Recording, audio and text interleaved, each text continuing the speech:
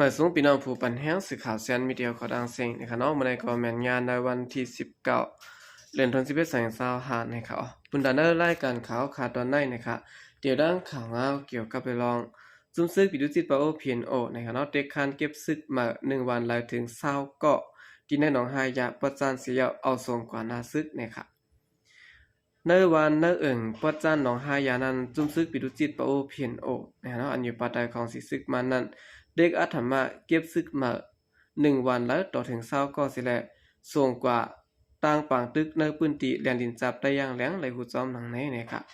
จุ่มปิดุจิตปาโอเพียนโอเขาในเด็กคันเก็บซึกตีกวนเมืองในพื้นที่วันที่โคที่ลีน้ำปอนลอยน้อยหย่องเล็บปิ่นจากกว่าซื้อในกว่าไหลในเสียแล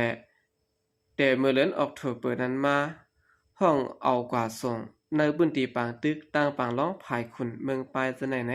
กุนมาในพื้นที่หลัดในหนังไหนเขาได้สร้างเก็บซึกมาจิเมื่อเดือนออกโทบาเซงบนมานันขาย1วันแล้วใน15ก็ต่อไปถึง20ก็เขาเจออันใดกว่าขึ้นปางซ้อนและเจออันใดกว่าปางซ้อนตั้งเสียงนั้นได้ถูกส่งกว่าในพื้นที่อันเป็นปางตึกซับแหลนดินปางร้องและภายขุนป่นตังหมดเดียวค่ะต่อถึงมือเรียวในไปมีผาไหลปอกมากขึ้นค่ะปอกวนเสื่อนกว่ากำหมอนตั้งนั้นปอกมากขึ้นไหนตัวกำภายหลังแทงจุ่ม1สิแลตีไรกว่าเฮ็ดจังไหนเขาเป็นตัวในวินทุนก็มาห้องกว่ากำเดียวยาวค่ะกลุ่มในพื้นที่ทุ่ง3กะลัดในทางไหนยามดูได้ก็มาสินซึกมาได้ตั้งจุ่มซึกไปดูจิตปาโอเพียนโอเขาในแถมยังซึกเขาจูในพื้นที่อันที่จับกันตั้งเหรียญดินใต้ย่างเหลียงนั้นเสียกุนซื้อตันไหลขึ้นปางสอนนั้นก็ไหลถูกส่งกว่าตีนาซึกตาเพิ่มแถมแห้งซึกแถงไหนกุนในพื้นที่แถงก่อนแห่งหลัดในทางไหนเมื่อตั้งเขาสอนการปันนั้นกุนเจออายุ35ปีลงตาเจนั้นกล้วยค่ะมือเดียวได้เขาห้องมาเสียว่าไล่ขึ้นสอนการไล่ขึ้นสอนการนั้นไล่โจกเมกันตั้งวันสิไล่กว่ายาวค่ะพ้องเขาตึกสอนการปันอยู่นั้นเขารัดไว้ว่าเดเฮอยู่ไว้ขึ้นในทุ่ง3กากล้วยว่าในเสียตะยามเดียวได้ก็ถูกเอาส่งกว่าตั้งนาซึกบ่เรียนดินยาวค่ะย้อนเบอร์เขาว่าป้อกว่าเตรียมไล่อยู่ในแลการไล่กว่าเฮ็ดนั่นขายยก็มีข่าวว่าปัดแหลนลิ้นตั้งปางร้องนั้นเพียนโออยู่เศร้าไว้นำหนาแลก้นวันเขาไล่ไม่ใส่อยู่นะครับย่ำเดียวก้นเมืองทุ่ง3ก้าเนี่ยเนาะเลยถูกเอาส่งกว่าตั้งนาซึกปัดแหลนดินใต้ย่างแหลงนั้นเสียมกะไล่นุ่งโคซึกสิไล่ปยามไล่ส่งเขานำตั้งกินปั่นซึกปโอเพียนโอกูวันไหนไล่หูซ้ำแดงขาวในพื้นที่ลัดในหนังไหนโอเคนี่ก็เป็นข่าวเงานะครับเนาะปอดเมืองใต้ปอดจานนะครับในพื้นที่อันตัดซึกปิรุจิตโอเพียนโอเขาเก็บซึกหาวแห้งที่ไรวันในตอนใดอยู่นะครับเนาะ14แนวข่าวขึ้นมาถ่อมด้วยนะครับข่าวเงาเกี่ยวกับไปลองซึกมันและดังผายปลิกคงประดังจุ่มปีเจี๊ยบนะครับเนาะเขาติงยับนะครับเนาะจุ่มเขียยาแผ่นนาเวียงสวยโกโก้นะครับเนาะติงยับไรจุ่มเขียยาแผ่นอันเป็นเจ้าอันเป็นก้นนกเมืองตา3 ปาก46เกาะนะครับเนาะแล้วก็ทบพันเอามาได้เป็นคอมพิวเตอร์นะเนาะแล้วก็พ้นตั้งน้ำในเขาในวันที่18เดือนธันวาคม2565ในครับเนาะอันเป็นหัวหน้าจุ่มปีเซฟนายมอซอนะครับเนาะอันโคมทั้งจุ่มซึกปีเซฟและดังซึกมันนะเนาะไล่เขาตุยยับจุ่มเขยาแผ่นในเวียงสวยกุกโกนะเนาะจะเวียงเมียวัดติลองอันเขาไล่ส่งแห่งซึกสิแลตียับจุ่มเขยาแผ่นปอกกำในนะครับเนาะตียับไล่จุ่มเขยาแผ่นนำถึง3 ปาก46เกาะนะครับก้อยกาก่อนเขาได้ตียับนั่นนะเนาะเขาก็ปืนภาวะตีกวาดล่างจุ่มเขยาแผ่นหาปอมดในปืนตีเขาในแหละกำพองก็เลยปลายไปอ่อนตั้งนั่นขานเนาะกำพองก็สร้างปลายกว่าตั้งแล้วแหละก็เลยถูกตียับนะครับดีนะเฮือนตึกอันจุ่มเขยาแผ่นเขาเหตุการณ์เนี่ยเนาะแต่ละจ้านนั้นนะครับเนาะแบ่งเป็นห้องไว้นะครับแต่มีคอมพิวเตอร์และโต๊ะเหตุการณ์เจอในเนาะ1ห้องใน30 ถึง 50เครื่องเนาะแล้วก็มีกลต่างคือนั่นค่ะเนาะโฮมเหตุการณ์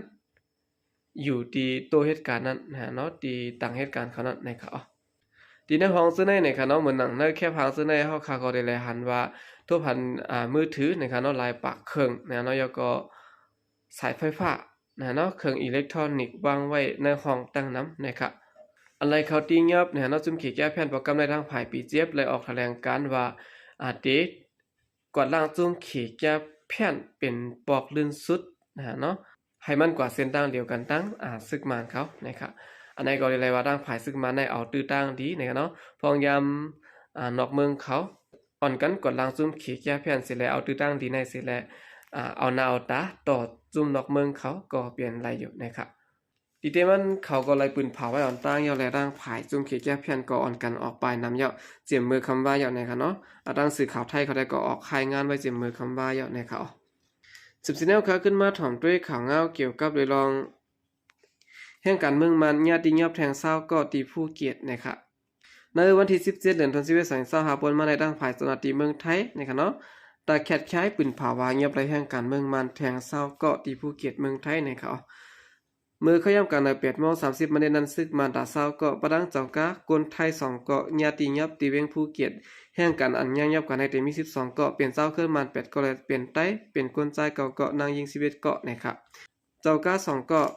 อันต่างเขาตั้งหมดกว่าตีโค้งก่อสร้างตีตารางนะครับเนาะลูกเอาตีการก่อสร้างพัทยาในเจตอนชลบุรีนั่นมาเสียแลพองตึกมาจอมตั้งยาดังไผ่สนาตีกดทัดแลสั่งตีเงียบไว้ตั้งหมดนะครับเกี่ยวกับแห่งการเมืองมันเศร้าก็เลยดังเจ้าก้า2เกาะญาติยับในสิได้ดังไผ่สนาตีไทยเขาได้ก่อปืนเผาไว้ว่าเดี๋ยวดังพิษกว่าจอมหนังปักเปิงหมายมีเมืองไทยมีว่าไหนค่ะและเห็นดังสื่อข่าวเขารายงานไว้หนังไหนในค่ะ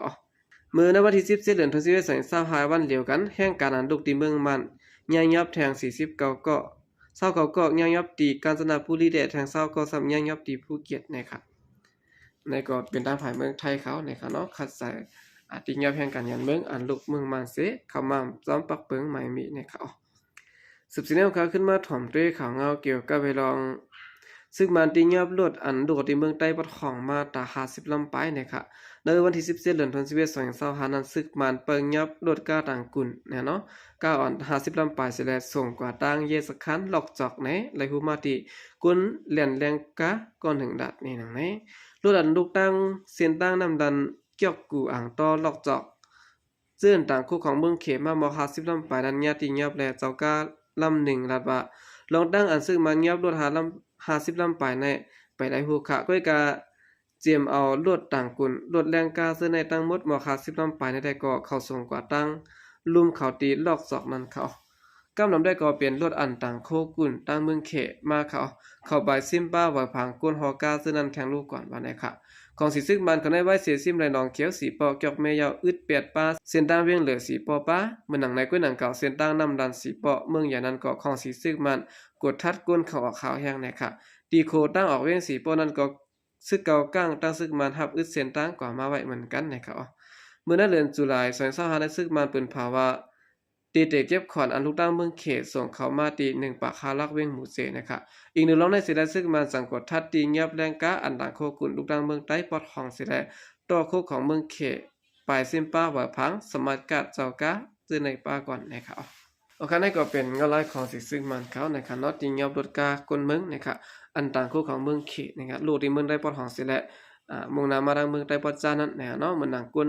เหมือนหนังกะต่างกวนซึ่งในก็ถูกตีเงียบป้านะครับโอเคกำเนิดสุดในก็ยินโจมนับอย่างของมันถึงปีน้องผู้กำเทียมปัญหาครางเสียงอยู่ค่ะยินโจมนับอย่างนำเสียขาใจก็เรียกมาสังฆา